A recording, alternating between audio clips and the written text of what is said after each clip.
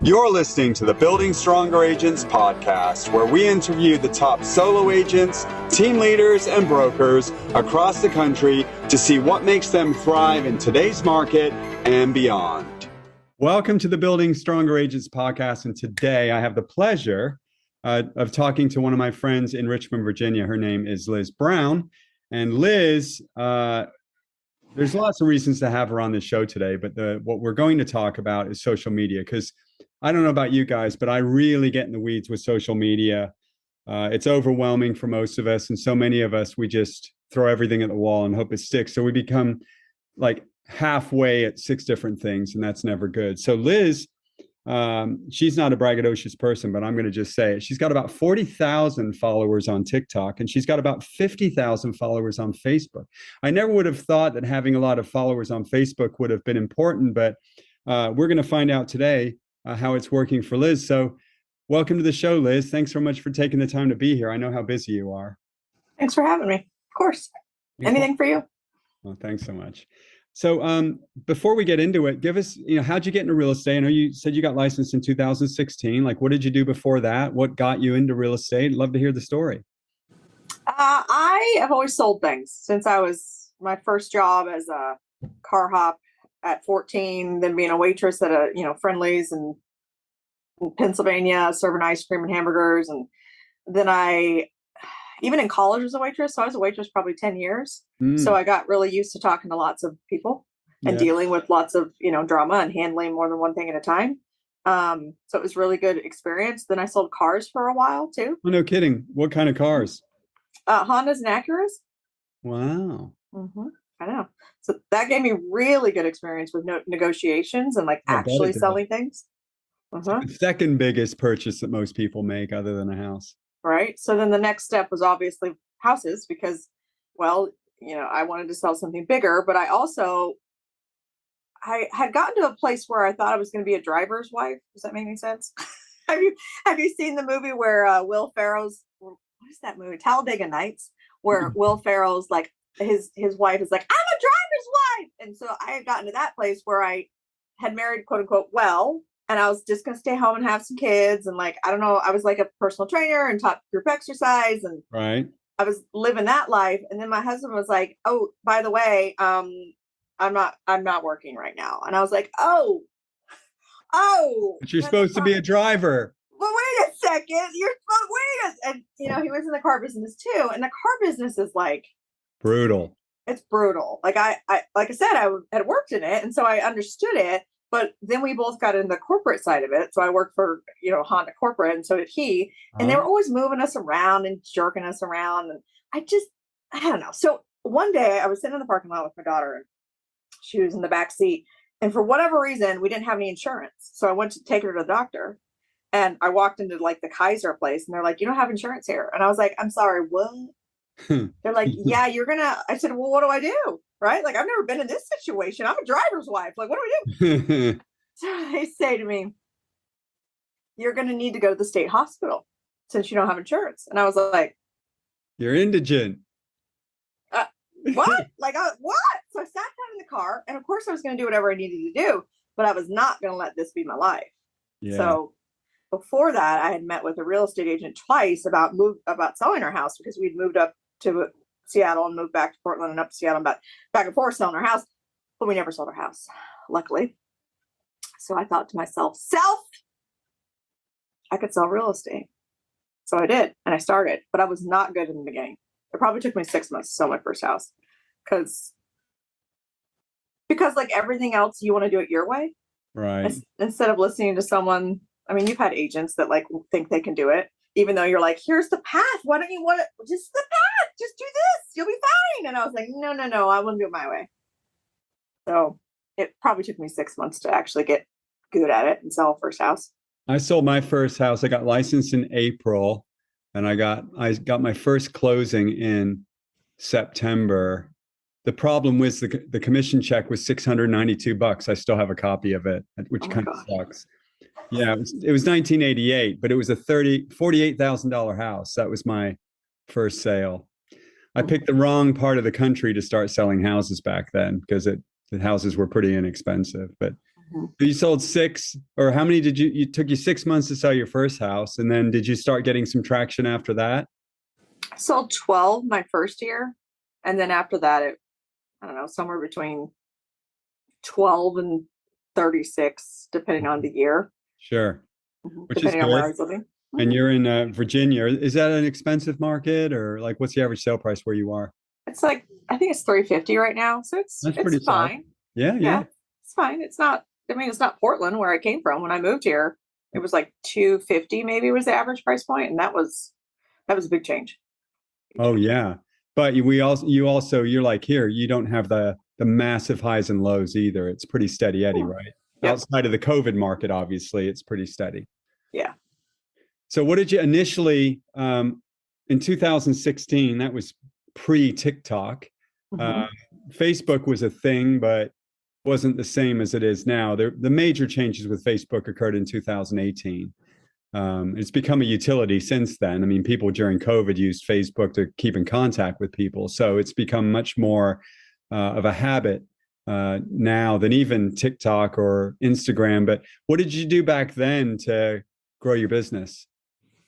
I was always on a team before, so I just had Zillow leads and internet leads.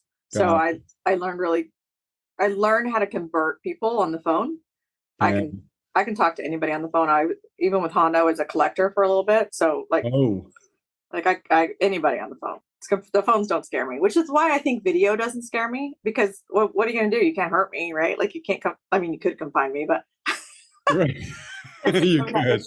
I guess you could come Let's, find me, we're but not making, for anyone who's listening, we're not making that a challenge. don't come find me. Don't come find me. I got a big dog and a scary husband. Don't do it. It's a bad idea. So social media, I mean, you're chugging along, you've got your new career. Obviously, you've got a great personality. I'm sure you were doing really well. But what made you start thinking about like bringing social media into your world to grow your business? How did that start? So I joined EXP and I saw these women, one of them being GoGo and the other one being Amy Gregory. And I saw them building these really big businesses out of their houses, right? They didn't have to go anywhere, they didn't have to do anything, they didn't have to be anything other than what they were. And I thought I could do that. And then I met them. I went to some events and I met them in person. And I thought there's nothing different about them than me other than that they started. That's the only difference. Like I've had like real, like Gogo and I have been roommates at Tony Robbins, right? Like I know her, like Right. slept in the same bed beside her. Like there's nothing different other than that she does not quit. Like no matter what, she's tenacious. And so is Amy. And they're brilliant. They're brilliant women. And so I just started to follow them and then copy them. And then once I got good at copying them, meaning I would take what they did and make it my own, right? Like they Right. would do this, I would do that. They would do this, I would do this. So then once I figured out, I didn't ever like figure out Instagram. I really tried to, but it was hard to grow because it was already so big. And so when COVID hit, I thought there's got to be something else. And I started to listen to Gary Vee and he said video, video, video. And then he said TikTok and LinkedIn. And so LinkedIn interests me zero because I'm not that kind of person, quote unquote. And so Right. I just started watching TikTok and it is so Until addicting and three. so I fun. don't have Zik. My wife has TikTok. She has a staging business and she puts Mhm. lots of videos on there. I could I watched TikTok initially and I started seeing that like the dance, and I'm like for me initially it was like, how am I gonna bridge the gap between pretty girls dancing and me being a real estate agent? Right. And then I would sit and look at her phone and get lost in like cat videos. I'm like, Yep. social media is making us less productive, not Yep. more, because we have fewer hours left in the day to do anything because we're just so sucked into this. So I made a decision to stay away from it, and I found it overwhelming, which I think a lot of agents do. But it's very clear that if you Hmm. pick everything I hear is pick a platform, stick with it.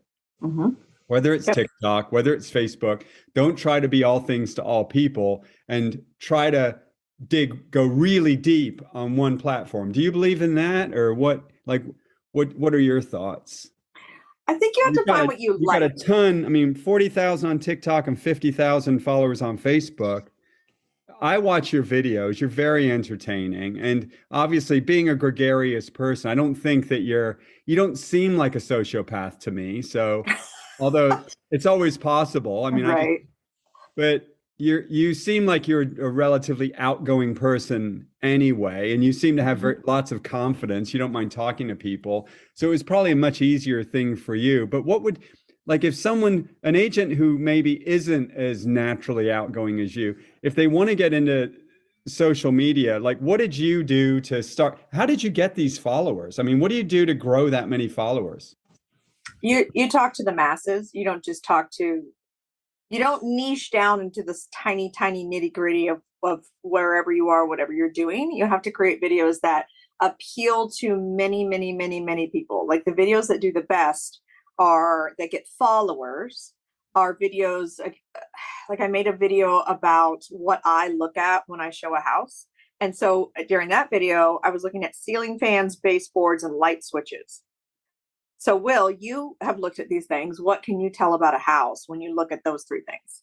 If Baseboards, they ceiling take fans, light switches. if they're dirty and if people don't clean their baseboards and they have dirty light switches and they have like Oscar the Grouch, growing on the blades of their fan, I'm thinking they probably don't take care of their furnace. They probably don't maintain anything else in the house either. Am I wrong? Yep. No, you're right. Right. So I made that video, and some people have very different opinions about that because they're like, "We're busy. You don't know anything about our life." Like they get like offended that haven't read, and then they go the other way, which would be, "Why don't you look at the roof? Why don't you look at the HVAC?" Well, of Because you look at course, those things and that determines if someone's going to take care of those things. right, If they right. wipe their light switch covers off, if they're not thinking about a greasy light switch cover, what's going to make them think about their roof or their furnace? Right. Well, so that everyone has an opinion about it. So then they get lots of Yeah. followers and lots of comments. And so it's something that you state that maybe someone else will not agree with, So you gets you create followers. emotion and you want to create this kind of tug of war Yep. because that's what gets people going, Yep. right or Yep. wrong. So that's the kind of video that gets you followers. The way to start is when I start agents, I start them typically to start like on a boot camp or a 5-day challenge. I usually do about, I don't know, I did like 5 in the last 6 months. And so they come every day and talk to me about it. And when they're talking to me about it, every day they make videos, right? Every day, every day, every day. And they're practicing pushing the buttons, and they have friends that are doing it. So we make it like a community thing instead of just a them thing. And then after they do the 5-day challenge, they meet me every morning. They have an accountability call. Like you and I have an accountability call on Wednesdays, right? Or we come and say what we're going to do, Yeah. and someone's going to ask you if you did the thing. So it's a consistency thing. It's a community thing. It's a I need an idea thing. So I give them the tools that they need to get started. They don't have to do it on their own because most people are going to do it for a week and it's going to feel hard and they're going to quit. So I give them the tools so they don't quit. And once they get to like 1,000 followers, they're kind of hooked on it, and then they can do it themselves. The first 1,000 followers are the hardest. And you can get them there. Yeah, I can get in there in a month Yeah. or two. Just depends on how many videos they make. Really quick, like super quick. When I saw you, when I met you for the first time physically at the shareholders event, and you were up at the bar and you had dozens of people there doing their videos, I was pretty impressed because everyone's together, they're all nervous together, and they realize that it's not the end of the world. When I started doing videos, oh my God, 2019, when we started going to Florida for 2 months in 18. So at the end of going into 2020, I started doing market updates. I would yell at the camera. I swear to God, I would yell at the camera because I'm convinced no one can hear me, and there was no emotion.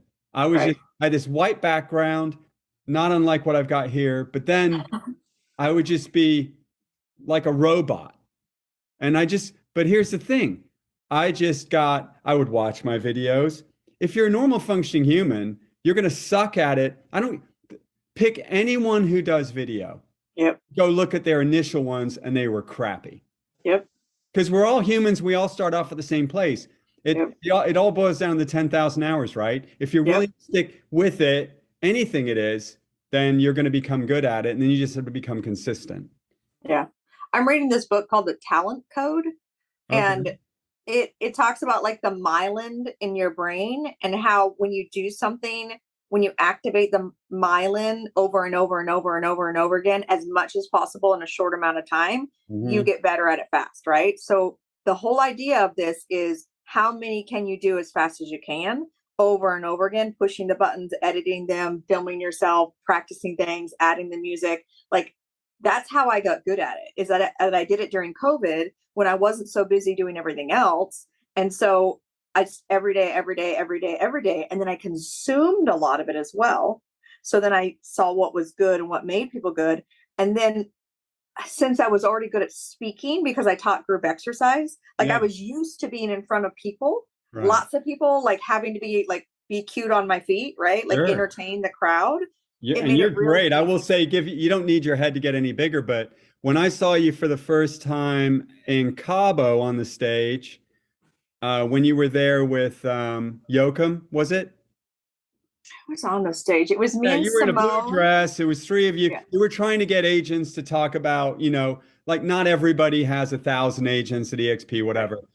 And I saw you for the first time. I was like, man, she's really good. Thank you. Thank you. It's hours and hours of doing something, right? Like I taught thousands of group exercise classes Yeah. where I'm trying to convince someone to work out harder because that's what's good for them. So I just transferred that into this. I don't teach group exercise anymore because it didn't make me any money and I like money. So I decided I was going to do this instead when they canceled group exercise during COVID. So I was like, well, what else can I do to fill my time and fill my soul? So I just picked this.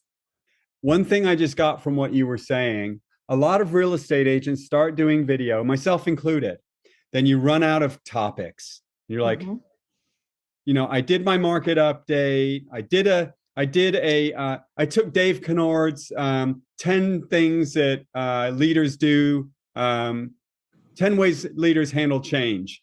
Yep. And I did my 10 videos on that, but then I ran out of steam. So that's what most agents do. But what you're saying is if you pick a few influencers that you find that draw you in, Yep. you're no different than any of their other 100,000 followers. So and every one of them, when you hear them interviewed, they're like, steal my crap. I don't care. Yeah. I don't care. Because it doesn't hurt them. Because if you go make a video that's exactly what they did, you're going to have a completely different audience anyway. Yep. It doesn't undermine. It's not plagiarism. They don't mind it. No, I don't care. Like, take anything that I've done and use it. First of all, I'm probably not going to remember. And if I do see it, I don't remember what's in the past, right? We already talked about that. Like, I don't, like, it's back there. I made so many videos that it's like, Right. what video did you make? What? How'd that go? And if I see it, I'm happy that you used the idea. I'm happy that you tried. It's flattering. Plus, you're the kind of person that wants to help others because this is such a big stumbling block for real estate agents, this video thing. I mean, so many of us just don't know, like, what's the end game? And at the end of the day, I think the end game is building an audience of people that are going to see you every day because you've got to be consistent about it. And then staying top of mind with them. And I know there's a term for it where they feel like you're a celebrity. There's an actual scientific term. Do you remember what it is? Well, it's the know, like, and trust, but I don't know. No, but there's actually a term where people, like, for the same reason that you'll see some wacko dude watching a TV show with Jennifer Aniston on it, Right. and suddenly he feels like he knows her, and he feels like it's okay for him to go to her house. You know what I mean? Yeah. It's because it creates a situation where they feel like they know you. Well, on a more granular level, as a real estate agent, when you're posting these videos that are just sort of easygoing and funny and people get to know you, it's the same thing. I bet when you show up on a listing appointment, when someone calls you from a TikTok video or from following you on TikTok, that you can kind of sense it's like, wow, she's here in person. Do you ever feel that? Yeah, it's really neat. It's the best lead you're ever going to ever have. like they get out of their cars and like hug you. Like, oh my gosh, it's you. It's like, yeah, hey. They've Like, been watching you. It's the same. There's a term for it, but I'm a moron, so I don't remember these terms. But the point is, there's actually a sign, like there's psychologists that focus on this topic about creating this feeling of people know you yeah. and this celebrity status just through social media, just by being consistent and posting personable, entertaining videos. Yeah. And if you do it over and over again, I mean, do you do anything else in terms of staying in touch with people? When I get a lead, I put them in my KB core and I follow up with them, right? Yeah, like once they're real, yes, of course I do my follow up, but not really, Will, because there's really no. I run 3 businesses, right? Like there's no actual time to do anything else if I want to see my family. So, and how many kids really, do you have again? Do you have a 6-year-old daughter or an 8-year-old daughter? I have a daughter, yeah. So really, no. I mean, these are the only leads I'm working.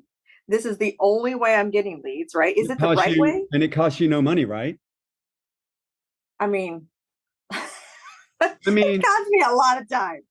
I understand that, but there's time, money, or a combination of both. You know, my Zillow bill was $4,000 a month. But if you're building this organic following that is not transactional. No, it's not. It's relational.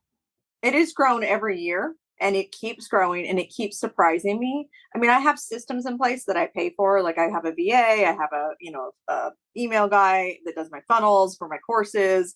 Like I pay people to help me with my online courses and that kind of thing. But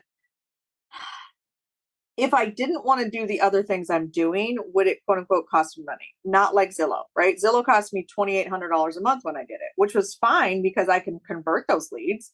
Like I don't have any problem with internet leads. I can convert them. I think that if you're good at talking on the phone and picking up your phone and doing the actual work, it's perfectly fine. And I made a lot of money doing it that way.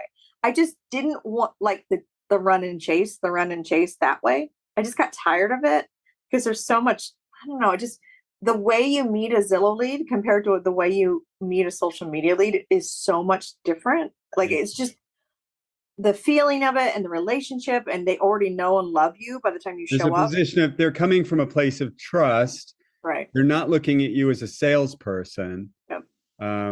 That's why I always tell people to get, there's a lot of security reasons, but I always tell people if you have a Zillow lead, you need to get them in the office first, because if your first experience with a Zillow lead or a Realtor.com lead is to open a door for them, subconsciously, that is the role you play in their life. And then when agents that I talk to say, and I showed them 3 homes and they just called and told me that they bought a house with someone else. That's because all they thought of you as was a door opener. You never actually stepped back, showed them your role in the process, and made them feel like that was important to them. You met them at a house, you got out of the car, you yapped at them like you were, at a car dealership, and you didn't create a bond with them. It was just about opening the door. And I think from what I'm starting to understand about if you've got a strong social media following,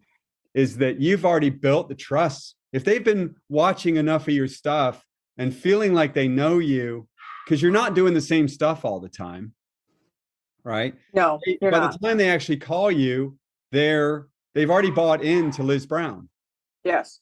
So for those of us that are starting off new in social media, and clearly we're just scratching the surface because it's only going to get better or worse depending on which side of the coin you're on with social media.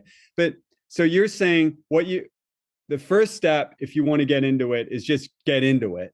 Right. Think about when I hear people say, well, I look fat on video, or I look so much older, or I don't like the way I look. Well, when you show up an appointment, that's how they see you anyway.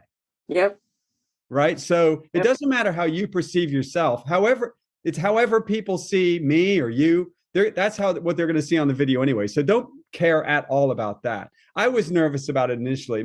It's dumb and it makes no sense. It's about taking action, just doing it and getting it out there. That's why so many people just say, just use your phone, those are more genuine anyway. A highly polished video usually isn't watched as much anyway, is it? No, I don't use anything other than my phone because I want other agents to know that they can do it with what they already have. So you don't have to have a bunch of tools. Nope. So basically, if you want to start doing video, then you need to find some influencers. Liz Brown, how do they find you on TikTok? What's your name on TikTok? It's Liz Brown Realtor Daily. Okay, and Liz it's the Brown, same on all the platforms. All right, so Liz Brown Realtor Daily, that's where you find her. If you want to start, and you should start doing video, unless you're doing something else, like I'm a staying in touch with people organically kind of guy. But I'm also at a different point in my career. This is my 35th year as a real estate agent. So I've got thank God, I've got a lot of people out there that think about me anyway, but I can't take that for granted. But if someone who wants to really grow their business in 2022, you might as well be where your people are, because we're all a bunch of primates with our phones in front of us, watching hours and hours of reels or TikTok. You might as well have them see you. Yeah, why not? Because you're not going to change their behavior. No. They're watching 2 to 3 hours. The average person is spending 5 hours a day on their phone now. Wow. If they're on social media, you can go on reels and go the next one. It's like we're waiting for this little bar of gold that never happens, and we just keep watching and watching and watching and watching. So you might as well have yourself show up. I mean, that's what I'm thinking. So they go find some influencers, look for Liz, start watching her videos, and that's what's going to cure the brain cramp. Because the biggest problem, other than consistency, is running out of things to do videos on. And I'm starting to realize you can watch Gary Vee is an amazing character, but you're probably not going to want to do what he does. But there's a lot of, Mike Sherrard, Kyle Handy, Liz, who are some other like really good female influencers that Tina Call. Lauren Taylor is good. Lauren Taylor on TikTok, she's good. Okay. Right. So the bottom line is watch a lot of it, see what clicks with you, and just start doing it. Is that it? Yeah. You find someone who can help you, right? Like if you feel like you need help, find How do they reach you? Because obviously you're a TikTok coach as well, right? Yeah. You just go right to my TikTok page, and there's a little linky poo, and you click it, and it'll take you to all the options, or my Facebook page, or my Instagram page, because I have them all linked. And you click the link, and it takes you to another link that shows you every option there is to work with me, buyer or seller or agent. And so the agents that really work with me as my business partners, I coach them weekly. Like we have 2 calls a week, and we talk about what videos are we making, what worked last week versus this week. Like I really coach them because first of all, I really want them to sell houses fast. And so I know that lots of the agents that especially are in smaller markets where no one else, like I just attracted an agent in Alabama, and she is in a place where not very many people are doing this type of video, and she can dominate. She can be the mayor of her town video wise just by showing up every day. Like she'll destroy the agents there because of that. And from what I've seen, lots of people are doing videos, but for the same reason, I've said this before, for the same reason that human beings, and some people give me a lot of flack about it, but I have zero tolerance, because I got up this morning and ran 7 miles in the woods, sweated my butt off, didn't want to be there, and I still do it anyway. You need to take action and be consistent about it. And humans suck at that. Humans suck at that. They build really bad habits and they stick with those forever, and they can't break them. But if you just get on and you become consistent, no one in any one market is uber consistent. Very few agents in most markets are like consistently putting out ways to solve problems for consumers, right? I mean, that's really what, at the end of the day, it's about ways to solve problems in the real estate transaction. I know, and most of your videos, while funny, are also very educational about a certain little bit of the process. Right. Yep. I know that you can't run out of ideas. I made a video every day for over 2 years, every day. every day, more than one video every day. So I know that there's no way that you're going to run out of topics to talk about in real estate or in your life, because they're not all about, they're not all about real estate, because that gets boring, right? Yeah. Like sometimes I talk about my kids, sometimes I talk about my chickens, sometimes I talk about marriage, sometimes I talk about where I eat, sometimes I talk about how I work out. Like there's all kinds of other things about me that I could talk about. Most of the time it's about real estate, because that's actually what I think about most of the time, right? Like and making videos are the two things I think about most of the time. But you cannot run out of ideas. Like 2 years every day, like Where that's a lot of ideas. did you come up with, but you didn't come up with all those ideas yourself either, right? You were consuming other influencers or realtors content and you were pulling from that, or were those 2 years of like, did you get it all yourself? Some days not. Like today, let me give you an example of today's videos, right? The videos Yeah. that I've already made today, I probably made 3 videos. The first video was my daughter said this darling thing to me because I woke up in a funk. Like you said, you went out and ran 7 miles because you didn't want to. I got up and did all my morning routine and worked out and went on my walk and and I was like, even after all that, I still was like, this sucks. I don't want to do today. And so then I got in the car and said something about my feelings to my daughter, and she asked me, well, which feelings are you feeling? And I was like, which feelings? Like it was like such a question, right? Like no one asked me what It was like feelings Yoda I said was. it to you. I know, it was so weird. I was like, what? So then I told her that I'm working on basically building a brokerage within a brokerage, right? And Right. I keep thinking it'll be easier than it is, right? My brain keeps being like, why isn't that working? Right? It is working, but it's just slower than I thought it would be. And so she said, I told her that, and she said, well, Mom, you just got to dig a little deeper. Just, I was like, what? And she's how old? She's 8. I said, what? She goes, yeah, Mom, just like the song. You got to dig a little deeper. And I Did first of you get all, her? So what did you do? Did you have to do it? Did you have to get her to do it all over again? so no, Hang on, I got to get my phone out of my purse. I know, right? So no, I talked to her about it. It was in the moment, right? I was in the moment, and then we listened to the song together twice, right? I brought it up on my Spotify and we listened to it, and then we went to horse camp and I dropped her off. And as soon as she was out of the car, I made the little video. I'm not done like editing it yet, but I told the little story of how she said that, and then I'm gonna add the song to it. Like it's gonna be Oh. like a layered thing. So that's one of my videos, right? Like just little things that happen that if I'm feeling that way, someone else must be feeling that way about doing something that's hard. I think that if you translate how you build a real relationship with humans in a room, you would talk to them about vulnerable things. And you'd ask them questions about themselves. And that's how you would build the trust aspect and the know, like, trust. We've already got the know part handled just by doing videos every day. But the like and the trust cannot only be about instructional real estate videos, because that's, like you said, it's going to get very boring for them and they'll cut it off. But they will come back to see what Liz's life is happening. Yes. Yeah. That all wrong, but yeah. It becomes more of it becomes a TV show, right? Yeah, like yeah. they're following your life like it's a TV show. So you have to get comfortable sharing what you're comfortable sharing. I have a lot of women recently, mostly women. I don't know if no man has said this to me, but women have written me emails recently, and they're like, Liz, my husband doesn't want me on video because he's worried. He's worried about my safety. They say that, and then they're worried about what the world will think, and then they don't want their private life out there in the world. So I think about those things and how I can encourage that person to still be on video. I share what I feel like the world needs to know, but I don't share everything. Like there's lots of things that people don't know about me, right? Like you don't get to know all of me. You get to know some of me in the days I feel like I want to share it. So like the one like when you were telling me before this, how you got hammered at that party last night. And no, I'm just I made that up. I'm kidding.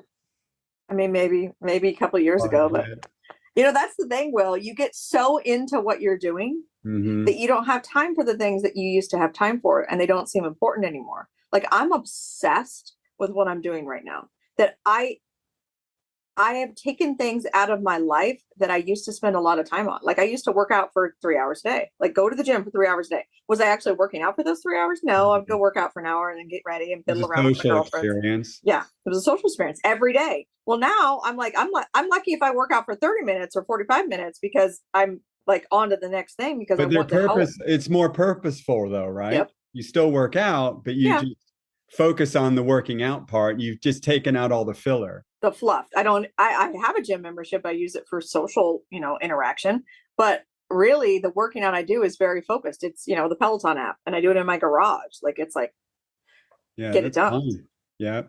So find some influencers, watch their stuff, just get out there and make the videos. If you need help, reach out to Liz. And then anything else that they should be adding? Just be consistent, right?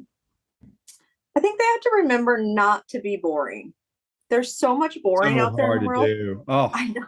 my baseline, I've got resting bitch face, and just because I have to frown all the time, and then I go straight like I go straight to boring. It's like my baseline's boring. Your baseline is neutral because you've been taught to do that because you're a real estate agent, right? Like we don't have opinions until it's necessary to have an opinion because we're not supposed to steer or guide people. Right. So we've been taught as a profession to show up neutral. Like when I show houses, you don't get any me. You don't get me, right? Because this is your experience.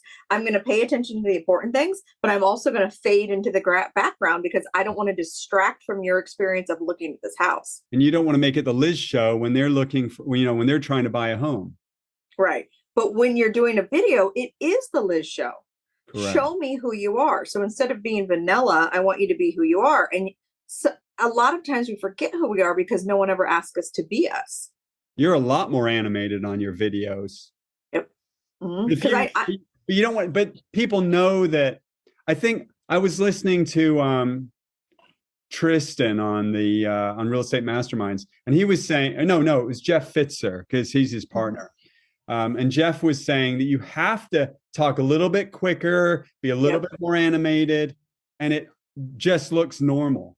But you don't want to be like, you got to lift it up a little bit. You've got to elevate the situation when you're on video. It feels wrong to you, but when it's watched, it doesn't. Because I pay attention to that now. I try to be a little bit more animated and talk a little louder and a bit faster and move your head a little bit more. Because if you don't, then it's just boring. Completely boring. This is boring. And I teach agents how to do that during the challenge. We have a whole day where we work on not being vanilla. Like, what flavor are you in this world? And so they think about it and they talk about it and they try it and they make videos about it. And it's so funny to see someone on day 1 versus day 5 of the challenge and how much they grow into their self. I just dig into who they are. Like, what about this? I ask them a bunch of questions and they change as people just because they think about it and try something different.